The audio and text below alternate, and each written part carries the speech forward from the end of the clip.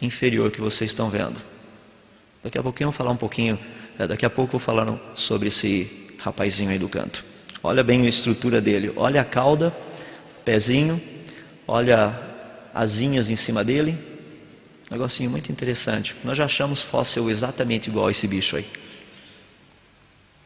Tem muitos outros povos que têm desenhos que fazem parte da sua estrutura de animais pré-históricos. Aqui na América do Sul está cheio deles, povo Nazca, tem vários.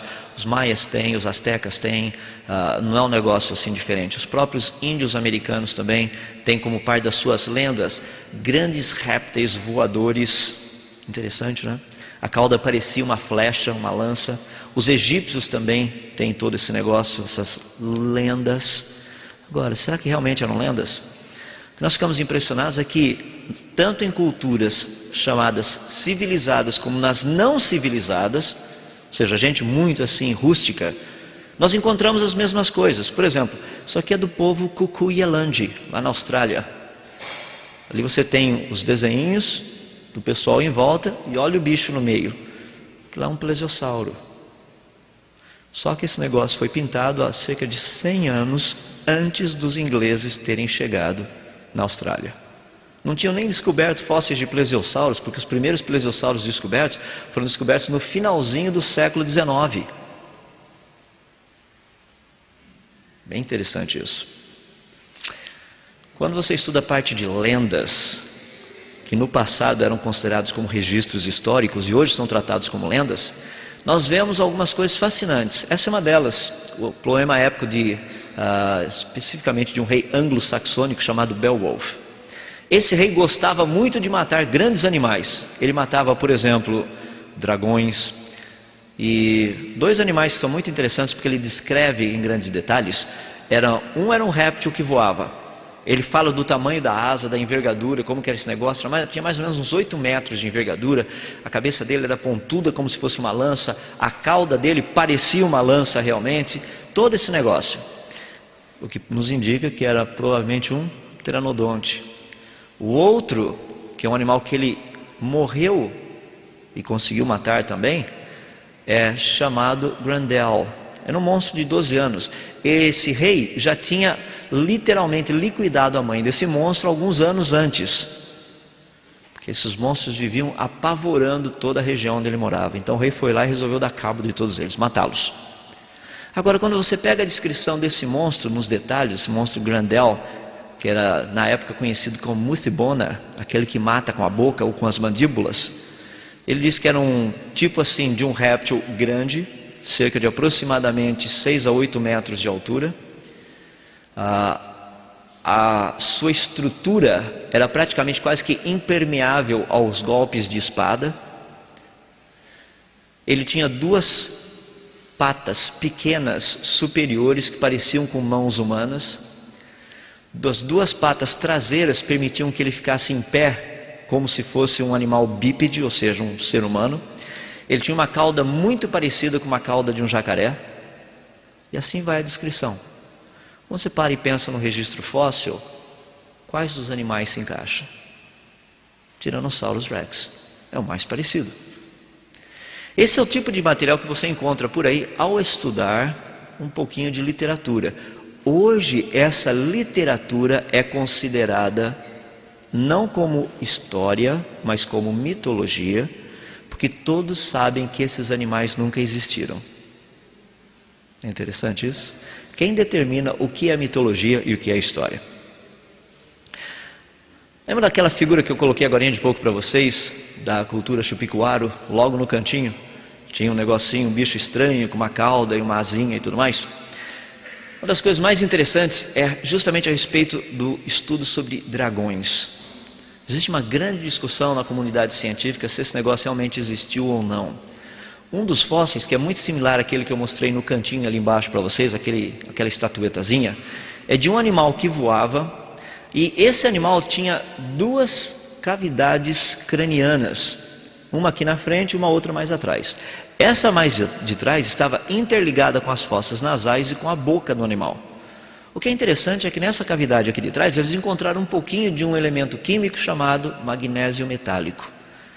Se você pegar magnésio metálico e colocar na água, sabe o que acontece? Ele faz assim, ó, ele pega fogo, ele incendeia, faz um maior fumacel, uma fumaceirada maluca. Agora imagina um animal que tivesse magnésio metálico aqui atrás. Toda vez que ele respirasse, vapor d'água saindo, adivinha o que iria acontecer misturado com magnésio metálico? Fumaça e fogo. Eu só não queria estar por perto se o animal tivesse gripado. Já imaginou cada espirro? Aparece igual aqueles cartunzinhos que o pessoal manda, né? Aquele negócio preto assim, todo queimado, só a carinha branca e o olhinho assim, aquele negócio branco no meio. Seria algo mais ou menos desse jeito. O problema é que dos 3 fósseis, apenas um deles foi encontrado essa quantidade pequena, muito pequena de magnésio metálico. Não daria para a gente dizer que isso é do animal, mas sem dúvida é muito sugestivo. Afinal de contas, talvez o dragão não tenha sido só um animal da mitologia. Muita gente pergunta a respeito de uns animais meio estranhos que tem no planeta hoje. Por exemplo, o dragão de Komodo, as iguanas das Ilhas Galápagos, toda essa bicharada que é coisa muito estranha realmente. Esse negócio é estranho. Perguntaram para mim se eles são descendentes dos dinossauros. Falaram, são répteis. Provavelmente tem alguma ligação. A pergunta mais estranha que eu já recebi, eu realmente parei para pensar, é se lagartixa é descendente de dinossauro. Eu falei, tem uma certa similaridade, né? Deve ser Eu acho que lagartixa foi uma experiência feita por japoneses com jacaré. Você já viu que eles pegam aquelas plantinhas, né, plantonas, e fazem umas plantinhas pequenininhas. Pegaram um jacarezão, fizeram um jacarezinho. Foi que o cara queria levar junto com ele assim, uma lagartixinha. Daí o negócio esparramou pelo mundo afora. Brincadeira, tá? Não vai falar por aí. Tem um cientista que diz que lagartixa veio de jacaré, entende? Por favor, cuidem da minha reputação nesse sentido. Tem muita coisa que tem saído por aí a nível de informação. O pessoal tem questionado muito, eu também questiono. Por exemplo, as fotos do monstro do Lago Ness, fotos do monstro do Lago Champlain, que são fotos possivelmente de animais, mas ninguém encontrou nada por ali até agora. Então não dá para a gente questionar. Tem outras coisas que são fascinantes. No ano de 1925, na praia de Moore, lá nos Estados Unidos, encontraram esse negócio na praia. Uma cabeça com 6 metros de pescoço. O que foi fascinante a respeito disso é que essas 2 fotos, saíram num jornal americano da época, que era um jornal conceituado, não era tabloide. Eles não estavam querendo vender jornal. Um jornal sério. O que é mais fascinante é que de todos os fascículos guardados desse jornal, o único que desapareceu tinha sido esse. O que é mais fascinante é que as fotos originais nunca foram encontradas. Mas há cerca de mais ou menos 10 anos atrás, uma família, tomando conta de um pai o pai faleceu, os filhos foram lá para cuidar das coisas do pai, encontraram 5 jornais da época guardados, para repor aqueles que estavam faltando. Fascinante certas coisas, como tem certas coisas que desaparecem por aí, não? Por que será que teria desaparecido? Eu fico questionando.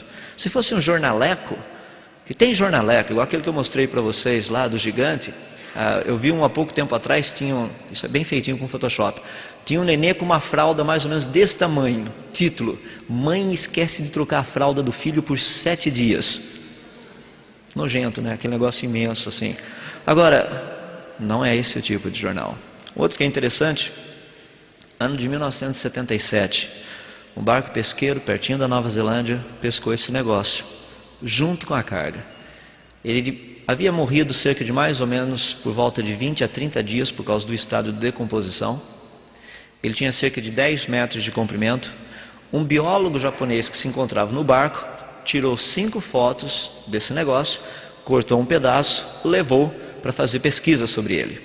O que é fascinante a respeito disso é que os estudos feitos mostravam que esse animal só podia ter sido um plesiosauro. Tanto é que o Japão lançou um selo comemorativo de 50 ienes, mostrando a descoberta. Isso você não encontra em livro, você não encontra nada, mas tem selo por aí ainda. Tem vários amigos meus que têm esse selinho guardado. É interessante como esse tipo de informação não chega até a gente. Aqui você tem um pouquinho da análise química feita dos pedaços desse animal. Muita gente falava, não, isso é um tubarão-baleia. Não, não é tubarão-baleia. Tubarão-baleia tem